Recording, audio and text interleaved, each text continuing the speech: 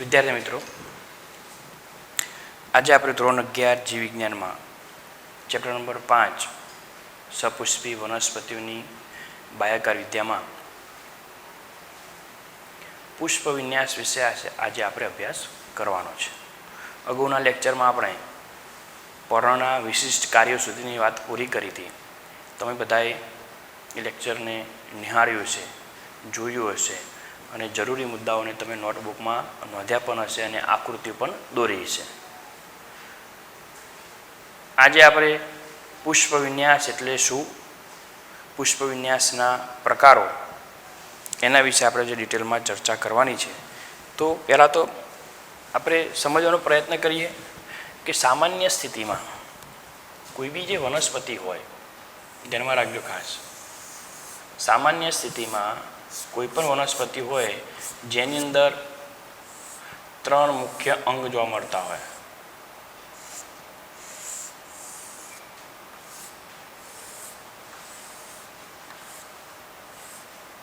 મૂળ, પ્રકાંડ અને પર્ણ.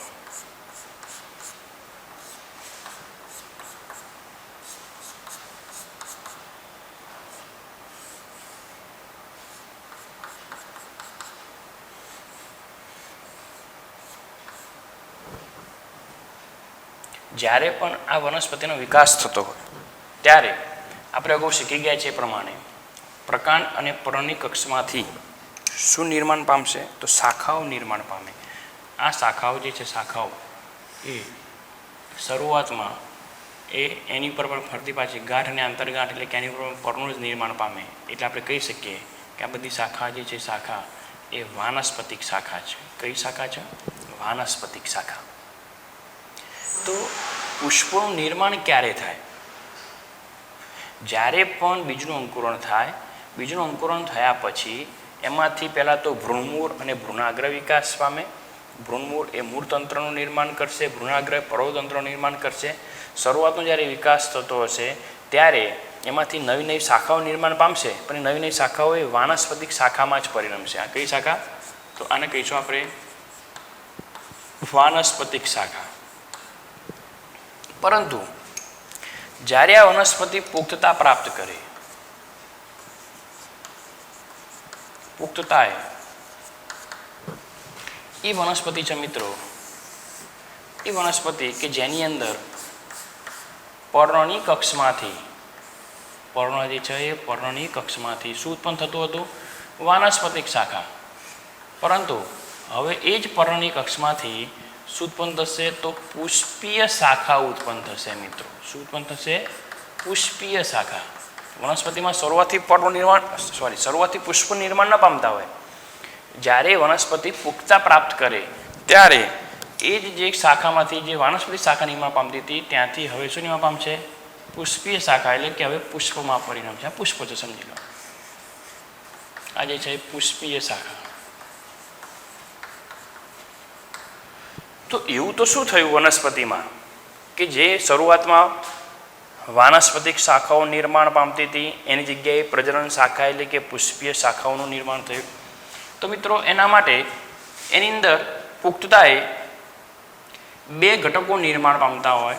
એક ફ્લોરિજન નામનો અંતઃસ્ત્રાવ અને બીજું ફાઇટોક્રોમ નામનું રંજક દ્રવ્ય. ફ્લોરિજન નામનો અંતઃસ્ત્રાવ છે, ફ્લોરિજન નામનો અંતઃસ્ત્રાવ અને બીજું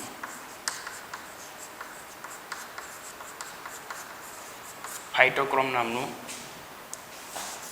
રંજક દ્રવ્ય.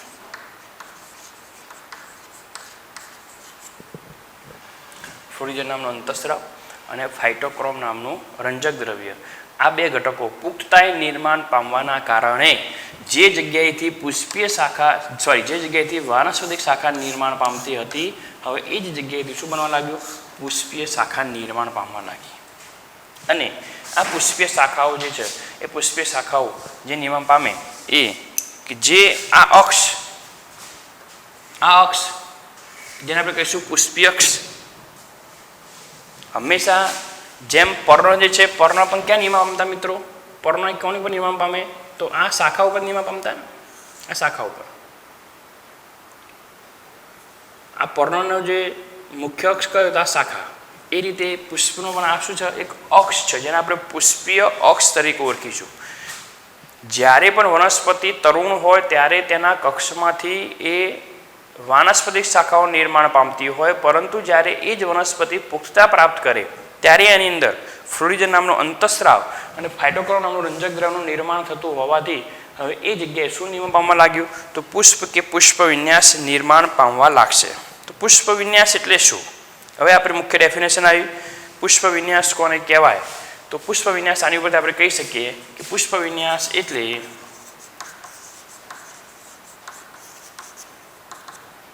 પુષ્પ વિન્યાસને બીજા શબ્દોમાં કહેવાય એન્થોટેક્સી.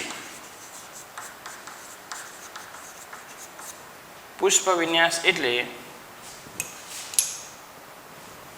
પહેલાં તો ધ્યાનમાં રાખજો, પુષ્પો ધારણ કરતી ધરી અથવા અક્ષ, પુષ્પ ધારણ કરતી આ ધરી એવું પણ બની શકે ને, કદાચ આવું પણ બની શકે. આ બીજો ઓપ્શન કે આ રીતે ધરી હોય એની પરથી આ રીતે પણ શું ઉત્પન્ન થતા હોય? પુષ્પો ઉત્પન્ન થતા હોય. આ રીતે પણ જુદી જુદી વનસ્પતિમાં જુદી જુદી રીતે પુષ્પો ઉત્પન્ન થાય, પણ એ કોઈ ચોક્કસ ધરી પર ઉત્પન્ન થશે. તો આ ધરી કે જે પુષ્પો ધારણ કરે, પુષ્પો ધારણ કરતી ધરી, જે આપણે એને પુષ્પ વિન્યાસ અક્ષ કહીશું. શું કહીશું? પુષ્પ વિન્યાસ અક્ષ. પુષ્પો ધારણ કરતી ધરી અથવા અક્ષને પુષ્પ વિન્યાસ અક્ષ કહે છે. તેમાં રાખજો પુષ્પ વિન્યાસ. વિન્યાસ શબ્દ ફરીથી પાછો આવ્યો, આપણે અગાઉ શીખી ગયા છે. વિન્યાસ એટલે ગોઠવણી. વિન્યાસનો મતલબ શું થશે? ગોઠવણી. અક્ષ એટલે ચોક્કસ એવી ધરી. આ અક્ષ છે મિત્રો. આ શું છે? અક્ષ અથવા તો ધરી. આ અક્ષ તે ધરી ઉપર પુષ્પોની ગોઠવણી. આ અક્ષ તે ધરી ઉપર પુષ્પોની ગોઠવણી. અહીંયા પહેલાં આપણે પુષ્પ વિન્યાસ અક્ષની ડેફિનેશન આપી, પુષ્પ વિન્યાસ નથી આપી. પુષ્પ વિન્યાસ અક્ષ કોને કહેવાય? કે જે પુષ્પો ધારણ કરે તે ધરી, જેને પુષ્પ વિન્યાસ અક્ષ કહેવાય. આ પુષ્પ વિન્યાસ અક્ષ ઉપર, આ પુષ્પ વિન્યાસ અક્ષ ઉપર પુષ્પનો ઉદ્ભવ અને તેની ગોઠવણી. પુષ્પનો ઉદ્ભવ અને તેની ગોઠવણીને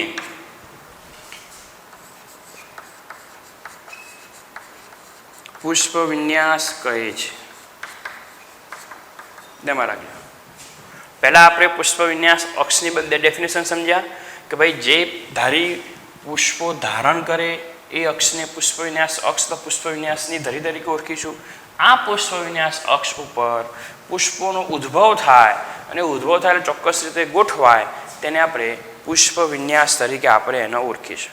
મિત્રો, આ પુષ્પ વિન્યાસ અક્ષ પર પુષ્પની ગોઠવણી તો થઈ ગઈ, પણ આ ગોઠવણી કઈ રીતે થાય એના આધારે એના પેટા પ્રકારો પાડેલા છે. એના પ્રકારો પાડેલા જોઈએ આપણે. સૌથી પહેલાં તો પુષ્પ વિન્યાસના પ્રકારો. પુષ્પ વિન્યાસના પ્રકારો. પુષ્પ વિન્યાસના મુખ્યત્વે મિત્રો બે પ્રકાર.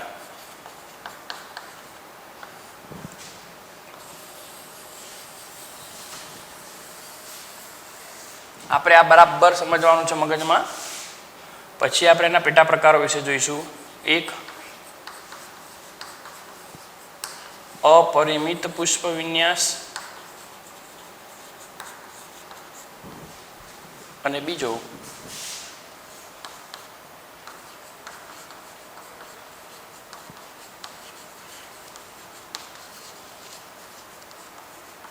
પરિમિત પુષ્પ વિન્યાસ. ધ્યાનમાં રાખજો, અપરિમિત પુષ્પ વિન્યાસ અને બીજો પરિમિત પુષ્પ વિન્યાસ. અપરિમિત પુષ્પ વિન્યાસને ઇંગ્લિશમાં કહેવાય રેસિમોસ.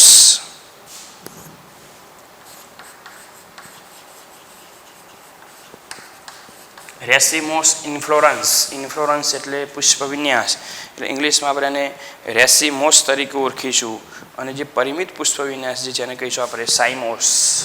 સાઇમોસ ઇન્ફ્લોરન્સ. એટલે કેટલીક વખતે આ ઇંગ્લિશ વર્ડ જે છે એ ઇંગ્લિશ વર્ડ પણ તમારે બધાએ ધ્યાનમાં લેવાના. રેસિમોસ અને સાઇમોસ બંને બાબતો જે છે એ બંને બાબતો તમારે બરાબર મગજમાં ક્લિયર કરવાની છે. અહીંયા આપણે અગાઉ એક પોઈન્ટ જે છે જે તમારા બુકમાં નથી માટે આપણે નથી ધ્યાનમાં લીધેલો. આપણે જ્યારે પ્રકાર વિશે ચર્ચા કરી હતી ત્યારે શાખા વિન્યાસ પણ આવે. શાખા વિન્યાસ આપણે ધ્યાનમાં નથી લીધો કારણ કે આપણા સિલેબસમાં, નીટના સિલેબસમાં કે તમારા એનસીઈઆરટીના સિલેબસમાં નથી. એમાં પણ બે પ્રકારના પ્રકાર આવતા હતા, અપરિમિત શાખા વિન્યાસ અને પરિમિત શાખા વિન્યાસ. એના પણ આપણે શીખ્યા નથી એટલે અહીંયા આપણે પહેલેથી જ સરળતાથી સમજવાનો પ્રયત્ન કરશું. સમજો પહેલાં તો અપરિમિતનો મતલબ શું? અપરિમિતનો મતલબ એમ થાય મિત્રો જેની વૃદ્ધિ સીમિત ના હોય તેવું, જે સદંતર વૃદ્ધિ કયા જ કરે. કે જેની વૃદ્ધિ સીમિત ના હોય તેને આપણે અપરિમિત, તો પરિમિત એટલે એના વિરોધી જેની વૃદ્ધિ સીમિત હોય જેને આપણે કહીશું પરિમિત તરીકે આપણે ઓળખીશું. ફોર એક્ઝામ્પલ તરીકે આપણે અહીંયા એક શાખા દોરી છે, જોઈ લો તમે. અહીંયા આપણે એક પુષ્પ વિન્યાસ અક્ષ અને એની પર પુષ્પની ગોઠવણી એક શાખા દોરી છે. હવે હું આટલી જ શાખા દોરી છે, અહીંયા આટલી જ શાખા. ફોર એક્ઝામ્પલ તરીકે પુષ્પ વિન્યાસ અક્ષની ધરી, આ પુષ્પ વિન્યાસ અક્ષની ધરી છે. પુષ્પ વિન્યાસ અક્ષની ધરી હોય તેની અગ્રકલિકા હોય ને, એની ટોચનો ભાગ એનું શું કહેવાય? અગ્રકલિકા. આ અગ્રકલિકા સતત અને સતત વૃદ્ધિ પામ્યા કરે અને નીચેની બાજુએથી અગ્રાભિવર્ધી ક્રમમાં, કયા ક્રમમાં? અગ્રાભિવર્ધી ક્રમમાં, એટલે નીચેથી ઉપર તરફ પુષ્પો નિર્માણ પામ્યા કરશે. પરંતુ આ મુખ્ય અક્ષની વૃદ્ધિ એ સીમિત નહીં રહે, સતત ચાલુ રહેશે. એટલે નીચે તરફના પુષ્પો પહેલા ઉદ્ભવ્યા, નીચે તરફના પુષ્પો કેવા હશે? કદમાં મોટા પુષ્પો હશે અને ઉપર તરફના પુષ્પો કદમાં કેવા હશે? તો નાના પુષ્પો હશે. નાના પુષ્પ એટલા માટે કારણ કે હમણાં જ નિર્માણ પામ્યા છે. તો નીચે તરફના પુષ્પો પહેલા નિર્માણ પામ્યા, કદમાં મોટા હોય તો એ પહેલા ખીલી જાય, એ પહેલા ખીલી જશે. ત્યારબાદ એ પુષ્પ ખીલવાનો ક્રમ ક્રમશઃ કઈ દિશામાં? ટોચની દિશામાં આગળ વધશે.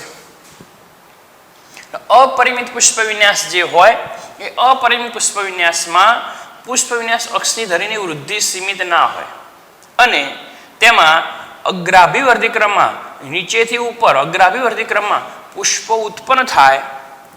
કદમાં મોટા પુષ્પો જે છે જે પહેલા ઉત્પન્ન થયેલા છે કદમાં મોટા હશે કારણ કે એનો વિકાસ પહેલા થશે.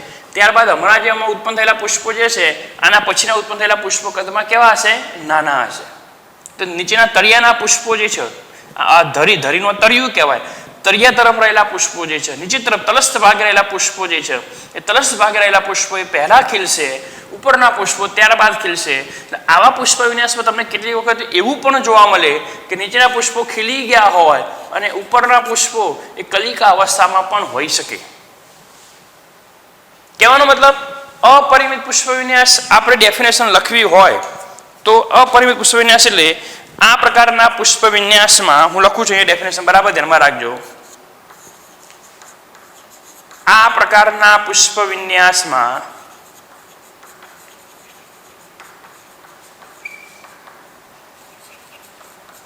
અગ્રકલિકા એટલે આ જે અગ્રકલિકા જે છે અહીંયા આ અગ્રકલિકા પુષ્પમાં પરિણમતી નથી. અગ્રકલિકા પુષ્પ નથી પરિણમતી. જો કદાચ આ પુષ્પ બની જાય, ફોર એક્ઝામ્પલ કે પુષ્પ બની ગયું તો એનો વિકાસ રૂંધાઈ જશે, તો શું થઈ જાય? પરિમિત થઈ જાય. જો અગ્રકલિકા પુષ્પમાં પરિણમી જાય તો વૃદ્ધિ પુષ્પ વિન્યાસ અક્ષની શું થઈ ગઈ? કુંઠિત થઈ ગઈ. હવે આગળ વિકાસ નહીં પામી શકે તો પરિમિત કહેવાય. પણ અહીંયા પુષ્પ વિન્યાસ અક્ષ જે છે એની અગ્રકલિકા જે છે એ અગ્રકલિકા પુષ્પમાં પરિણમતી, તેની વૃદ્ધિ સતત ચાલુ રહે, તેની વૃદ્ધિ સતત ચાલુ રહે, સતત તેની વૃદ્ધિ થયા કરશે. અને અગ્રાભિવર્ધી ક્રમમાં અગ્રાભિવર્ધી ક્રમ એટલે નીચેથી ઉપર તરફ અગ્રાભિવર્ધી ક્રમમાં પુષ્પો ઉત્પન્ન થાય અને આ ક્રમ ચાલુ જ રહે, સતત ચાલુ રહે કારણ કે આની વૃદ્ધિ સીમિત સીમિત નથી. જેમ જેમ આ શાખા જેમ જેમ આ અક્ષ વિકાસ પામતી જશે તેમ તેમ નીચે અગ્રાભી વર્ગીકરણમાં પુષ્પ શું થશે એ ઉત્પન્ન થયા કરશે. એટલે આ ક્રિયા જે છે ક્રિયા સતત ને સતત ચાલુ રહેશે. તો મિત્રો પહેલા જે છે એ પાયાના ભાગે આ એનો શું કહેવાય પાયો, આ ઉપર ટોચનો ભાગ ચાલુ રહે. પાયાના પુષ્પો પહેલા ખીલે, પાયાના પુષ્પો એ પહેલા ખીલશે અને પછી ત્યારબાદના પુષ્પો જે છે ટોચના પુષ્પો એ પછી ખીલશે. તો પછી આ ઘટનાક્રમ પાયાના પુષ્પો પહેલા ખીલે, આ ખીલવાનો ક્રમ એ ટોચની દિશામાં આગળ વધે.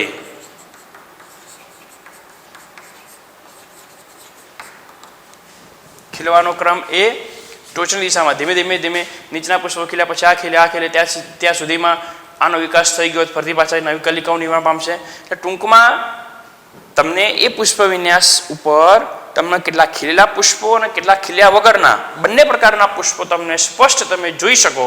એટલે કે ટૂંકમાં જેની વૃદ્ધિ સતત ને સતત ચાલુ રહે એટલે આપણે અપરિમિત.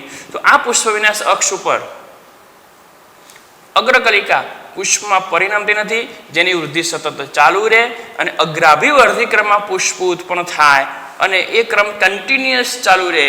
પાયાના ભાગે ઉત્પન્ન થયેલા પુષ્પો પહેલા ખીલે, ત્યારબાદના ઉપરના પુષ્પો ખીલશે. આ પ્રકારના પુષ્પ વિન્યાસને આપણે અપરિમિત પુષ્પ વિન્યાસ તરીકે આપણે એને ઓળખીશું. બરાબર મગજમાં ક્લિયર કરજો. આ પ્રકારના પુષ્પોને આપણે અપરિમિત પુષ્પ વિન્યાસ તરીકે આપણે એને ઓળખીશું. જ્યારે પરિમિત પુષ્પ વિન્યાસ જે છે એ આપણે પહેલા પરિમિત પુષ્પ વિન્યાસની આપણે ડેફિનેશન એક વખત જોઈ લઈએ કે આ પ્રકારના પુષ્પ વિન્યાસમાં અગ્રકલિકા જે છે મિત્રો એ અગ્રકલિકા એ તરત જ શામાં રૂપાંતરિત થઈ જશે તો એ પુષ્પમાં રૂપાંતરિત થઈ જશે. અગ્રકલિકા પુષ્પમાં રૂપાંતરિત થઈ જાય એની વૃદ્ધિ કેવી થઈ ગઈ સીમિત થઈ ગઈ. પણ એના વિશે ડિટેલમાં આપણે પછીના લેક્ચરમાં આપણે જોઈએ છીએ. પહેલાં આના આપણે પ્રકારો વગેરે જે છે એના વિશે આપણે ચર્ચા કરી લઈએ. અપરિમિત પુષ્પ વિન્યાસની અંદર આ પ્રકારે પુષ્પો ઉત્પન્ન થાય પણ આ પુષ્પ વિન્યાસ અક્ષ ઉપર એ પુષ્પો સદંડી ઉત્પન્ન થાય છે કે અદંડી ઉત્પન્ન થાય છે, કેવા પ્રકારે ઉત્પન્ન થાય છે એના આધારે સદંડી કે અદંડી ઉત્પન્ન થાય છે, કેવા પ્રકારના પુષ્પો ઉત્પન્ન થાય છે એના આધારે આપણે એના પેટા પ્રકારો વિશે આપણે ચર્ચા કરવી પડશે. તેના પેટા પ્રકાર આપણે જોઈએ. તમે અહીંયા બે વસ્તુ બાબત ખાસ ધ્યાનમાં રાખજો. આપણે અહીંયા શીખ્યા કે પુષ્પ વિન્યાસ એટલે શું. પહેલાં તો પુષ્પો ક્યારે ઉત્પન્ન થાય તો ભાઈ વનસ્પતિ ઉપર તરુણ અવસ્થામાં હોય ત્યારે પહેલાં તો વાનસ્પતિક શાખાઓ નિર્માણ પામતી હોય. પુખ્તતા એની અંદર ફ્લોરિજન અને ફાઇટોકર નામનું રંજક દ્રવ્ય ઉત્પન્ન થાય. ફ્લોરિજન નામનો અંતસ્ત્રાવ, ફાઇટોક્રોમ નામનું રંજક દ્રવ્ય ઉત્પન્ન થાય એટલે કે પુખ્તતા પ્રાપ્ત કરી લીધી હોય એ સમયે ત્યાં આગળ પુષ્પો ઉત્પન્ન થાય અથવા તો પુષ્પીય શાખા ઉત્પન્ન થાય. જે શાખા અથવા તો જે ધરી અથવા તો જે અક્ષ ઉપર પુષ્પો ઉત્પન્ન થાય એટલે કે પુષ્પ ધારણ કરતી ધરી જેને આપણે પુષ્પ વિન્યાસ અક્ષ તરીકે ઓળખીશું. આ પુષ્પ વિન્યાસ અક્ષ ઉપર પુષ્પનો ઉદ્ભવ અને તેની ગોઠવણીને આપણે પુષ્પ વિન્યાસ તરીકે ઓળખીએ છીએ. આ પુષ્પ વિન્યાસ ધરી જે છે એ પુષ્પ વિન્યાસની ધરીના વિકાસના આધારે પુષ્પ વિન્યાસની ધરી એ સતત ને સતત વૃદ્ધિ પામતી રહે તો અપરિમિત અને વૃદ્ધિ કુંઠિત થઈ જાય તો પરિમિત. એટલે પુષ્પ વિન્યાસની ધરીના વિકાસના આધારે બે પ્રકાર પાડેલા છે, અપરિમિત અને પરિમિત. રેસિમોસ ઇન્ફ્લોરન્સ અને સાઇમોસ ઇન્ફ્લોરન્સ. એમાં આપણે અપરિમિતની આપણે વાત કરી કે અપરિમિત પ્રકારના પુષ્પ વિન્યાસમાં પુષ્પ વિન્યાસની અગ્રકલિકા એ પુષ્પમાં પરિણમતી નથી, તેની વૃદ્ધિ સતત ને સતત ચાલુ રહે અને તેમાં અગ્રાભિવર્ધી ક્રમમાં પુષ્પો ઉત્પન્ન થાય. અગ્રાભિવર્ધી ક્રમ એટલે મિત્રો ધ્યાનમાં રાખજો, અગ્રાભિવર્ધી ક્રમ એટલે અગ્ર બાજુએ વર્ધી ક્રમ, વધવાનો ક્રમ એ અગ્ર બાજુએ છે એટલે નીચેથી ઉપર તરફ છે. તલાભિક્રમ પણ હોય પહેલા ટોચના. જો દાખલા તરીકે પહેલા જે છે પહેલા ટોચના પુષ્પો ઉત્પન્ન થાય અને પછી નીચેના પુષ્પો ઉત્પન્ન થાય. પહેલા ટોચનું ઉત્પન્ન થાય આ નંબર 1 પછી આ નંબર 2, આ બે પુષ્પો પછી ઉત્પન્ન થાય. આમાં આ નંબર 1 આ નંબર 2 3 4 5 6 એમ ક્રમમાં ઉત્પન્ન થાય. અહીંયા બે પુષ્પો સાથે ઉત્પન્ન થાય એટલે મેં બંનેને સરખા નંબર આપ્યા છે પણ પહેલા ઉત્પન્ન થયું અને પછી નીચે તલભાગે પુષ્પો ઉત્પન્ન થયા. આવા પ્રકારના ક્રમને આપણે તલાભિક્રમ તરીકે ઓળખવામાં આવે. પણ તલાભિક્રમ પ્રકારનો વિકાસ છે આપણે પરિમિતમાં જોઈશું. કહેવાનો મતલબ અગ્રાભી વર્ધિક્રમ પ્રકારનો અને તલાભિક્રમ પ્રકારનો આ બે બાબતો મગજમાં ક્લિયર થવી જોઈએ. તો અહીંયા કયા પ્રકારનો છે મિત્રો? તો 1 2 3 4 5 6 એમ જેમ જેમ જેમ જેમ વિકાસ થશે તેમ તેમ નવા નવા પુષ્પ નિર્માણ પામ્યા કરશે. એટલે અહીંયા અગ્રાભી વર્ધિક્રમ પ્રકારનો વિકાસ છે. આ ક્રમ સતત ચાલુ રહે તો પહેલા નીચે પુષ્પો ઉત્પન્ન થયા હતા તો પાયાના પુષ્પો પહેલા ખીલશે, સ્વાભાવિક છે. પછીના ઉપરના પુષ્પો ખીલવાનો ધીમે ધીમે ધીમે ધીમે અગ્રાભી, એટલે પુષ્પ ખીલવાનો ક્રમ પણ કેવો હોય? અગ્રાભી વર્ધિક્રમ. ધ્યાનમાં રાખજો. અપરિમિત પુષ્પ વિન્યાસમાં હું આટલું ડિટેલમાં એટલા માટે જઉં છું કે કોન્સેપ્ટ ક્લિયર થવો જરૂરી છે અને આ વેરી મોસ્ટ ટાઈમ પોઈન્ટ છે. અપરિમિત પુષ્પ વિન્યાસમાં પુષ્પનો ખીલવાનો ક્રમ પણ કેવો હોય? અગ્રાભી વર્ધિક્રમ. હવે આની ઉપર પુષ્પ વિન્યાસ અક્ષ ઉપર, આ પુષ્પ વિન્યાસ અક્ષ ઉપર કેવા પ્રકારના પુષ્પો ઉત્પન્ન થાય એના આધારે આપણે એના પેટા પ્રકાર સમજવાના છે.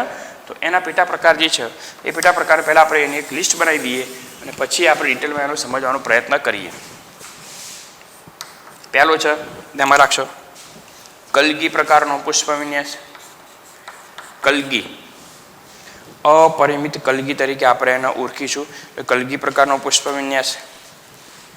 બીજો જે છે તે કલગીની અંદર સંયુક્ત કલગી પણ આપણે જોઈશું. કલગી પછી સંયુક્ત કલગી,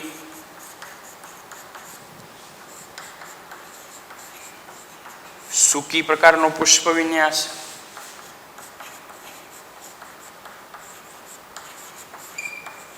નીલમ સૂકી,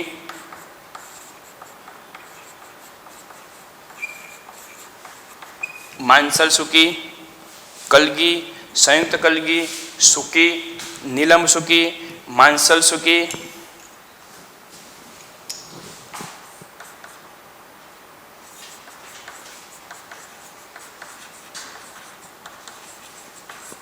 સમશિખ મંજરી. ગુજરાતીમાં જેને આપણે સમશિખ મંજરી તરીકે ઓળખીએ છીએ, જેને બીજા શબ્દો ઇંગ્લિશમાં કહેવાય કોરિમ્બ. ધ્યાનમાં રાખજો, કોરિમ્બ. કોરિમ્બ, સંયુક્ત કોરિમ્બ,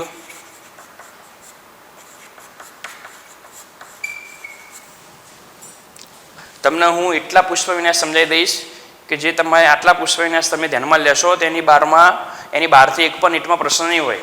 બધું ડિટેલમાં સમજવાનો પ્રયત્ન કરશો. તમારા બુકની અંદર પુષ્પ વિન્યાસના પ્રકારો નથી આપ્યા પણ એક્ઝામમાં પૂછાય છે. નીટની એક્ઝામમાં, થિયરીની એક્ઝામમાં નથી કહેતો. એટલે નીટ માટે બધા પુષ્પ વિન્યાસ અહીંયા એક એક હું લઉં છું. બરાબર ધ્યાનપૂર્વક, કાળજીપૂર્વક સમજજો અને હું જે બોલું એ પોઈન્ટ તમે નોટબુકમાં પણ નોંધી લેશો.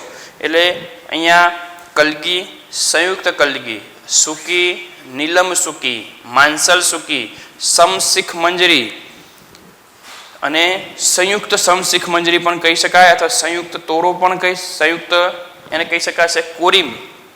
સંયુક્ત કોરિમ્બ તરીકે પણ આપણે એનો ઓળખીશું. એટલે બરાબર યાદ રાખશો. ત્યારબાદ છે છત્રક. છત્રક પ્રકારનો પુષ્પ વિન્યાસ. એમાં આવશે સંયુક્ત છત્રક પ્રકારનો પુષ્પ વિન્યાસ અને છેલ્લે આવશે સ્તબક. છેલ્લે આવશે સ્તબક.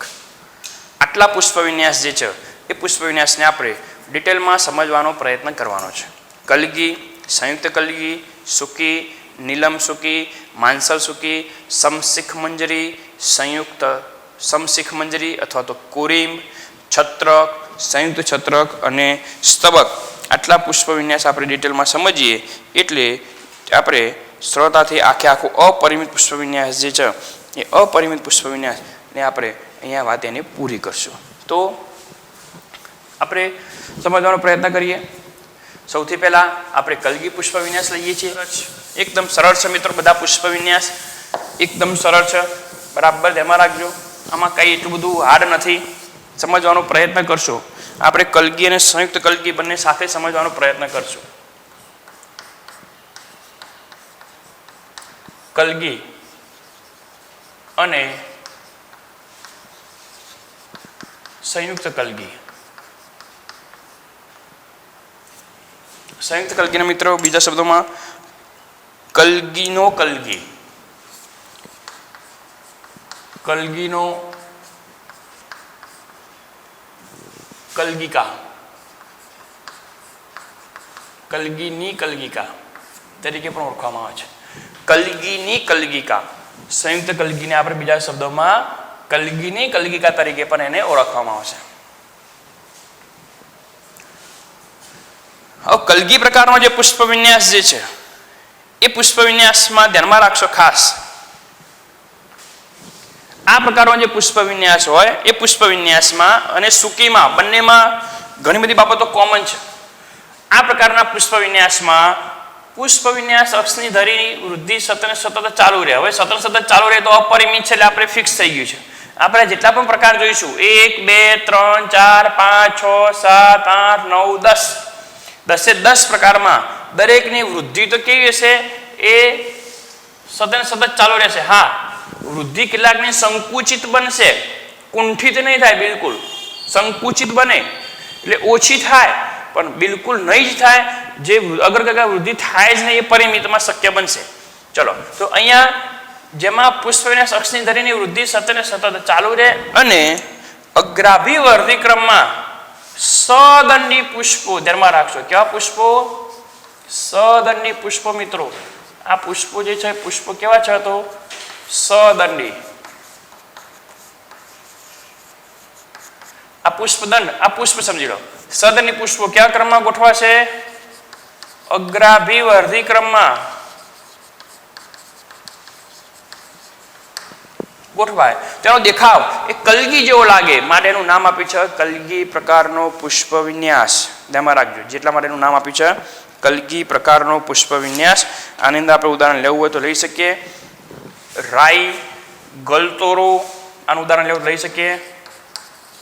રાઈ,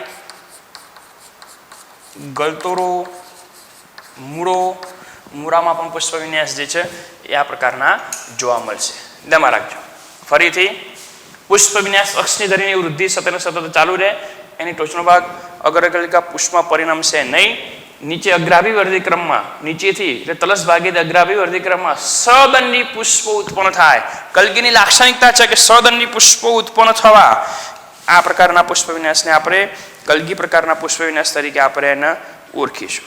જ્યારે સંયુક્ત કલગી, ધ્યાનમાં રાખજો, સંયુક્ત કલગીની અંદર થોડો વિશિષ્ટ પ્રકાર છે. એની અંદર અહીંયા જે પુષ્પો ઉત્પન્ન થયા એમાં આપણે અહીંયા આ પહેલું ઉત્પન્ન થયું હોય તો બીજા નંબરે આ ઉત્પન્ન થયું હોય, ત્રીજા નંબરે આ ઉત્પન્ન થયું હોય, ચોથા નંબરે આ, પાંચમા નંબરે આ, છઠ્ઠા નંબરે આ.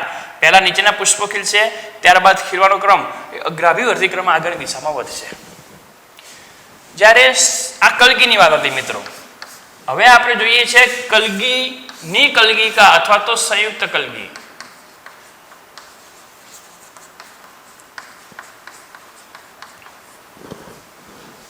જેમાં મિત્રો જે આ પુષ્પ વિન્યાસ અક્ષની ધરી જે હોય મિત્રો, પુષ્પ વિન્યાસ અક્ષની ધરી, એ પુષ્પ વિન્યાસ અક્ષની ધરી એ શાખિત બને. એ શાખિત બને આ રીતે, આ શાખિત બની અને એ જે શાખા ઉત્પન્ન થાય એ પણ અગ્રાભિવર્ધી ક્રમમાં ઉત્પન્ન થાય.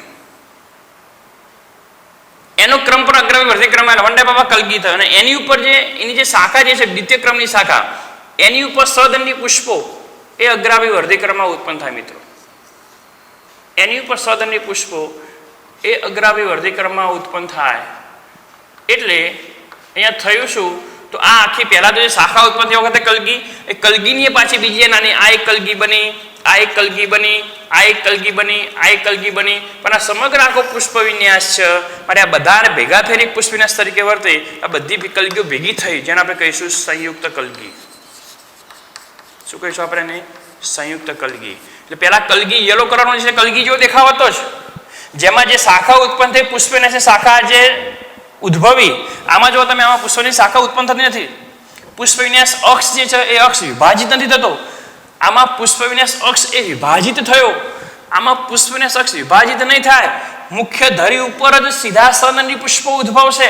આમાં પુષ્પ વિન્યાસ અક્ષની ધરી વિભાજિત થાય અને વિભાજિત થયેલી પુષ્પ વિન્યાસ અક્ષની ધરી ઉપર સદંડી પુષ્પો અગ્રાભિવર્ધી ક્રમમાં ગોઠવાય. આ બધા કલગી થયા પણ ભેગા થઈને પુષ્પ વિન્યાસ તરીકે વર્તે માટેનું નામ આપ્યું આપણે સંયુક્ત કલગી પ્રકારના પુષ્પ વિન્યાસ તરીકે આપણે એનો ઓળખીશું. આ સંયુક્ત કલગી પ્રકારનો જે પુષ્પ વિન્યાસ જે છે એની અંદર આપણે ઉદાહરણ લેવું હોય તો લઈ શકીએ. ગુલમોહર અને લીમડો.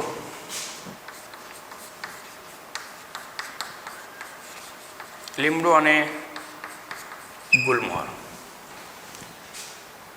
તો આ મિત્રો વાત થઈ એ કલગી અને સંયુક્ત કલગીની કમ્પ્લીટ. તો તમારે બધાએ એના પછીના જે પોઈન્ટ જે છે એ આપણે બીજા લેક્ચરમાં લઈએ છીએ, સૂકી, નીલમ સૂકી વગેરે વગેરે. એટલે આપણે જોઈએ છીએ આટલા સુધી તમારે બરાબર ધ્યાનમાં રાખવાનું છે કલગી અને સંયુક્ત કલગી સુધી. અને આ જ બાબત જે છે બરાબર મગજમાં ક્લિયર કરશો, કારણ કે કલગી અને સંયુક્ત કલગી ઉપરથી જ સૂકી, નીલમ સૂકી અને માંસલ સૂકી બધા જ પ્રકારો આપણે સરખી રીતે સમજી શકશું.